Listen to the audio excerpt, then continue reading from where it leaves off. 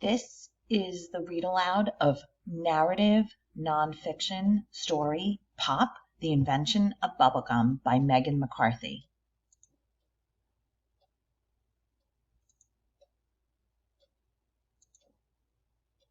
On a small street in Philadelphia in the 1920s, there was a factory owned by the Fleer family.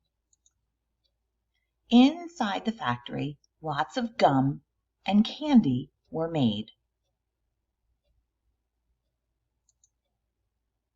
Working upstairs was a young accountant named Walter Deemer. His job was to add numbers and balance budgets. He knew lots about math, but not much about gum.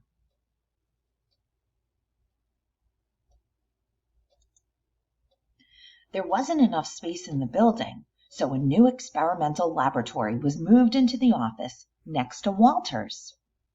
In came lots of beakers and pots and tubes. What could be going on? The big secret was that the company was trying to make a new kind of gum. Chewing gum had already been around for centuries. Men in top hats and women in puffy dresses chewed gum for fun and to cure things like stomach aches. The ancient Greeks chewed the sap of the mastic tree. And American Indians introduced early settlers to spruce tree resin, a sticky substance that could be chewed. Ho hum, gum wasn't that exciting, but what if gum chewers could blow bubbles? Now that would be something, a world full of bubblegum blowers. Every day, Walter watched what went on inside the laboratory. There wasn't much progress. One day, his boss gestured toward one of the kettles containing a gum experiment and said, "Watch that, will you?"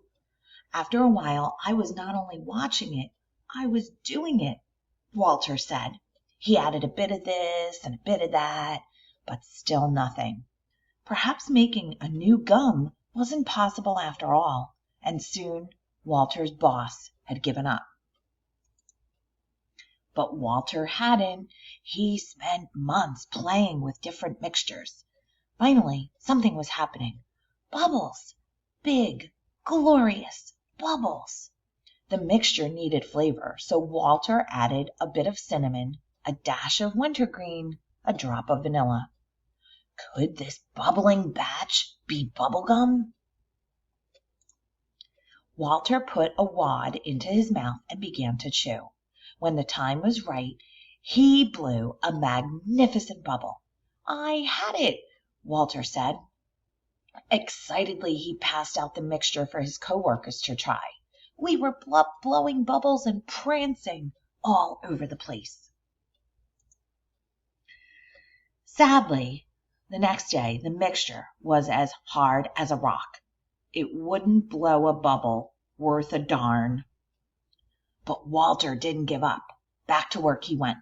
After many more months of adding this and that, top secret ingredients he would never share, Walter found what he was looking for. It bubbled and popped. Could this batch finally be bubblegum? To finish off his grand creation, he needed some color. "Pink coloring was the only one I had at hand," said the inventor, so in it went.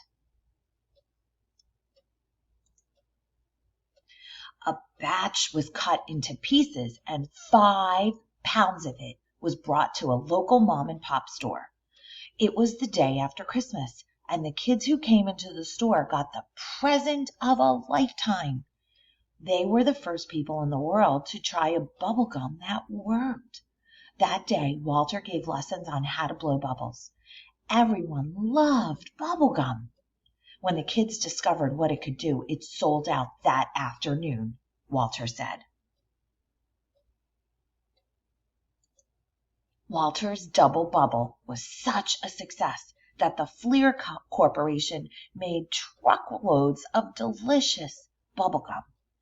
It was delivered to small stores and big stores alike. After being promoted to vice president and then later retiring from Fleer, Walter enjoyed the rest of his life in a relaxed manner. He was known to ride around on a giant tricycle and liked to invite the neighborhood kids over for, what else? Gum blowing contests. Walter Deemer never got rich from his invention, but he didn't seem to mind. "I've done something with my life," he said. "I've made kids happy around the world."